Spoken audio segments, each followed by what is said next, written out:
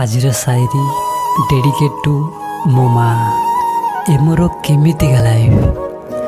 ଆଖି ଖୋଲିଲେ mind stretch ରହୁଛି।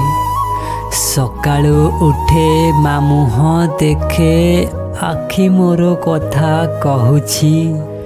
ସେ ମା କୁହେ ମୋ ପୁଅକୁ ମୁଁ କେତେ କଷ୍ଟେ ରଖିଥିଲି। ତା ଆଖିରେ ଲୁହ, ପେଟକୁ ଭୋକ କେବେ ଦେଇନଥିଲି।